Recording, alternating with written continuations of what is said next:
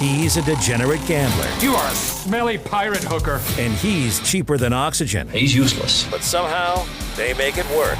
Jeremy Greene, Tank Spencer.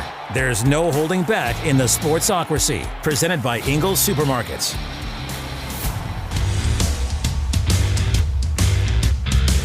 And welcome back into the Sportsocracy here on ESPN Asheville, 92.9 FM, 880 AM, and 1400. Man, every time I look up at the television, they just keep showing that last interception for the Cincinnati Bengals in overtime.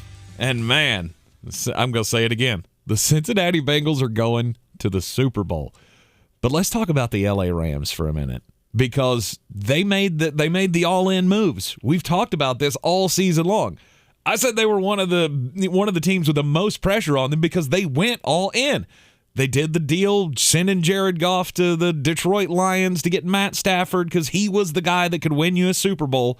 And anything short of where we stand right now would have been a failure for this team. I fully believe it would have been seen as a disaster, even if it had come down to the final play against San Francisco and they couldn't get it done. Yesterday's why you made this deal. Yeah, absolutely. Because Matthew Stafford gives you an ability to do things that Jared Goff was never going to do. Mm-hmm. It's just the way it is. I understand Matthew Stafford has not been the MVP candidate that a lot of people thought he would be. Right. I tried to warn you of that before the season, but I'm also the one that had the Rams in the Super Bowl, and here they are. Mm-hmm.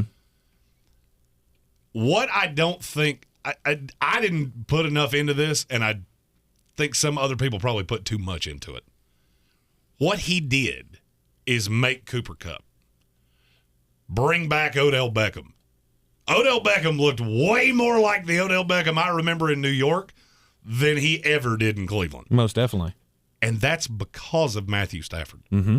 Any quarterback that's got an arm that big, you're always going to have to account for it. And he wasn't infallible yesterday. 31-45, 337 yards, 2 touchdowns, 1 less than ideal interception. Right. Should have had another one that was a punt. Mm-hmm. Just Quisky Tart just couldn't bring it in. I'm still dumbfounded of how you don't catch that. I honestly thought he could have fair caught it. He could have. But at the end of the day, that's why you brought him in here. Mm-hmm. And now you're exactly where you wanted to be. You've got Sean McVay against the Sean McVay pupil, Zach Taylor. I saw this shot earlier today, and I wanted to make sure to get it out. The Sean McVay coaching tree has now produced more Super Bowl appearances than the Bill Belichick tree. Yep. I just thought we'd throw that out there. That's probably going to get Kevin O'Connell a job, too. Very well could. He's a finalist for a few jobs. Jacksonville, can you just please stop making this so difficult? Do you think that's who they should hire? That's who they're waiting. They're going to wait for 2 weeks to talk to Kevin O'Connell. Okay. Which I cannot for the life of me wrap my head around. But, I mean, I like the kid. But good gracious. Just, okay, it's Byron Leftwich. Yeah. But if you're looking at the Rams, this has been – it's not been as smooth as we thought it would be. But I can credit that to you played in the toughest division in football. Mm-hmm. And I don't even think that's debatable. No. But you brought in Matthew Stafford to get you here. That's the whole goal, was to get you here. You probably didn't expect to play the Bengals. Right.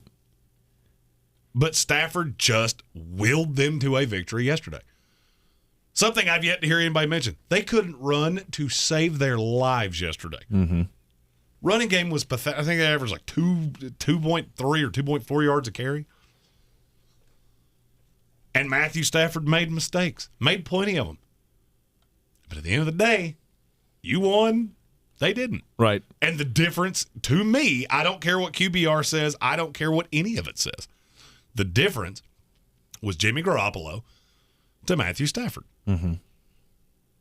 Because those two teams played dead heat for right at 60 minutes. Yes. Who made the last mistake? It was Jimmy. The inferior quarterback. Mm-hmm. And we'll talk about Jimmy in the next segment. Jimmy's catching a lot of heat today. Well, I think as he should.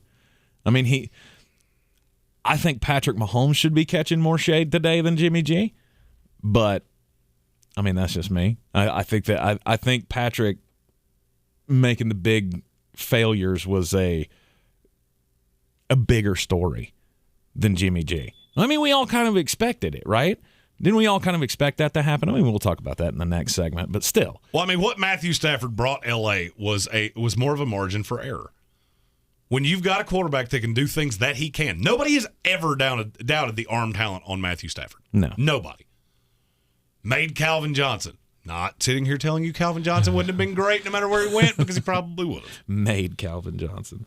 That's hard for people to swallow. I'm not saying you're wrong. Don't think I'm trying to go there. But I mean, this has been a narrative for Matthew his entire career. I mean, coming out of Georgia, number one quarterback, went to the playoffs 3 times, was 0-3 in the playoffs, and everybody called it, what did they call him? Stat Padford. That's all he was there for, was just to throw for 4,000, 5,000 yards, and your team's not really good. You're never going to get over that hump. And I think this is a great coming-of-age story. But your question is, this is the best trade in the NFL since when? And I thought about it, and I think it's Randy Moss. The only two that I'm even going to listen to would be Randy Moss or Marshall Faulk. Mm-hmm. Marshall Faulk would be my answer. I mean, obviously the Randy Moss trade would have been better if there wasn't that little Eli Manning feller who had screwed it all up for him. 18 wins, 1 giant loss. Right. But, I mean, him and Tom Brady set season records when he was there. By the way, I feel like I should point this out. Mm-hmm. How many times did Calvin Johnson make the AP first team, AP All-Pro first team with Matthew Stafford? 4 times? 5 times? He made it 3 times and was second team once. Okay. How many times did he do it without him? None. Is 0. Yeah. He was there 2 years before Matthew Stafford. Mm-hmm. So, anybody that goes, well, he didn't make Calvin Johnson. Well, all those career years you remember, yeah, they were with Stafford. Right. And granted, it was a whole lot of Dan Orlovsky and bad. Right. Before I get that. I feel like there's a lot of shade thrown at Matthew Stafford. There is. And there's only one reason that I've ever been able to figure out why. Okay. It's because he went 1. Mm-hmm. If he had gone 2 in the same draft, I genuinely think you would look at him as a great success story in this league. Yeah. I mean, I think he's a great player, obviously, but nobody's ever doubted what kind of. I got Georgia glasses, so yeah, you're not right. Like I'm I'm trying to be impartial because he has had a lot of failures, but there's been a lot of good around it. And everybody got nervous when he started throwing interceptions late in the season. They were like, "Oh, this is the Matt Stafford." Heck, yesterday on the first drive, when the ball gets tipped, he throws it over the middle to Cooper Kupp. Ball gets knocked out, it gets intercepted, and you said, "Oh, that's a Matt Stafford throw." Well, look where he's at now. Mm-hmm. He found Cooper Kupp twice, and they're going to the Super Bowl. Well, let me ask you a question. There's only one quarterback in the last 18, 19 years that falls into the category of what I'm getting ready to say. Okay. Name me a quarterback that went in the top 5 that's obviously not been just outright bust. So take out the Vince Youngs and guys like that. Mm-hmm. Name me one that's been better than Matthew Stafford. Ooh. That did not go 1. There's one answer in the last 20 years, and it's Phillip Rivers. Okay. Now, who's a better quarterback historically? I would think it's Matt now. I kind of tend to agree with you. Matt just passed him. The 1 Super Bowl appearance was enough. Absolutely. On merit alone, it would have been Matthew Stafford the entire time. Mm-hmm. If you're just going strictly analytics or stats or however you want to do that, it would have been Matthew Stafford 3 days ago, yep, 2 years ago, agreed, and 6 weeks from now. Mm-hmm. No matter what happened. He never had the weapons that Phillip did. Exactly.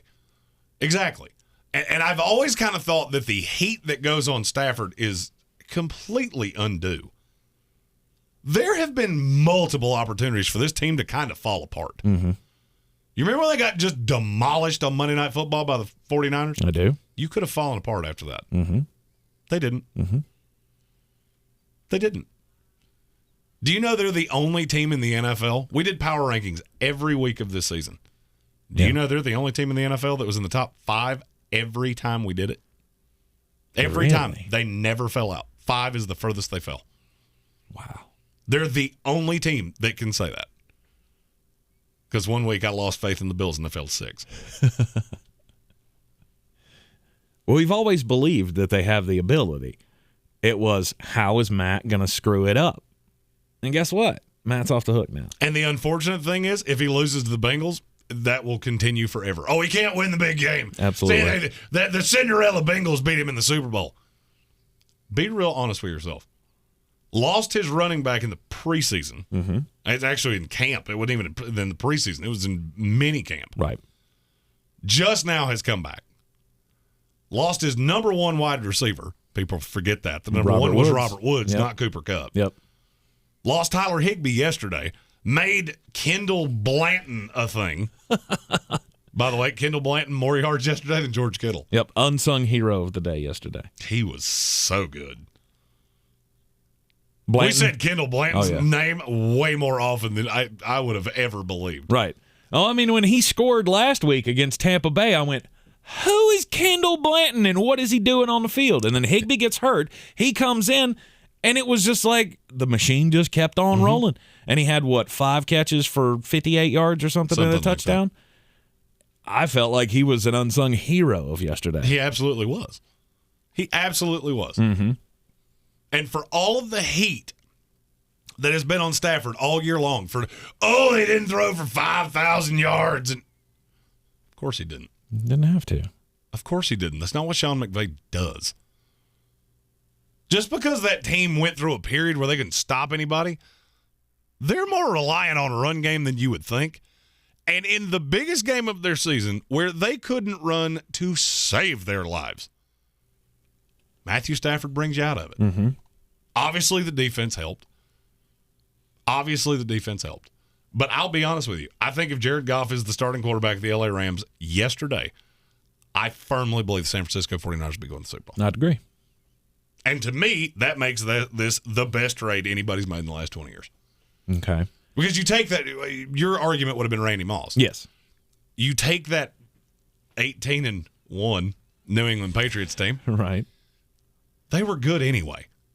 Mm-hmm. They were fantastic, would have been Super Bowl favorites regardless. Randy did give them another level because now Tom could go over the top in a way that he couldn't do that before. Right. I would argue the entire offense for the Rams runs better with Matthew Stafford than it ever did with Jared Goff. Because Goff had such limitations that you had to scheme things open. It's the reason Cooper Kupp's best year, when did it happen? Mm-hmm. Because he's an inside slot receiver guy that requires a little bit of a aggressive quarterback, we'll say. Right. You're not going to have a slot receiver do what Cooper Kupp did this year if you don't take some chances. Joe Burrow, same thing. Mm-hmm. I would argue there's not a quarterback in the NFL that would be better for Jamar Chase than Joe Burrow. Total aside, the number one thing that blew my mind yesterday, other than Pizza Hut, which we will get to that momentarily. Kudos. Was we did a poll on best receiver still left in the playoffs. There was one from every team. Jamar Chase got a vote. Mm-hmm. A. Singular. That kind of dumbfounded me. You think he's way better than that? He was your one, right? He was my one, yeah. So you were the only one. The one vote you were was the only me. one. Which still just dumbfounds me. Yeah. I mean, well, you're just a forward thinker. You're a deeper thinker than all the rest of us. Well, because there really wasn't a wrong answer. I mean, the ones out there were Tyreek Hill, mm-hmm. Jamar Chase, Cooper Kupp, Deebo Samuel. Yep. There's not a wrong answer in that. I'm just shocked nobody else went with Jamar Chase. Yeah. And it was Cooper Kupp by a mile. I was also dumbfounded by how many people went with Cooper Kupp. Like, man, I wish I'd asked that question during the Bengals game because I feel like that might have changed the answer. I mean, Cooper Kupp by a mile. in the poll. And then I think Debo was second. Mm-hmm. Yeah. And your guy came in last. Yeah, Jamar Chase was dead last. Mm-hmm. Matthew Stafford, the best trade since Marshall Faulk. Marshall Faulk. Because Marshall Faulk really made that Kurt Warner Rams team way more than people want to acknowledge. Mm-hmm. I mean, Kurt Warner was the fun story they made Disney movies about. Yeah, Marshall Faulk was the best running back I've ever seen. There's a whole lot of similarities between those two teams, too. I mean, we talked about this at the beginning, the biggest underdog stories. I mean, you look at the building of that St. Louis Rams team. The only difference is one of them took a quarterback that no one had heard of, but then they did. Right. The other one found a quarterback at a grocery store. Right. But you look at the wide receivers, Weapons the running were back. fantastic. It was all kind of just cookie cutter. And a team that went from worst to first. Now, the San Francisco 49ers, they got a decision to make. And I believe that their quarterback made the decision for them yesterday. Oh, but after his play in the NFC Championship game. We'll talk about the future for Jimmy G and how much blame he gets or should be getting right after this here on ESPN Asheville. This is your Exergen Temporal Scanner weather forecast.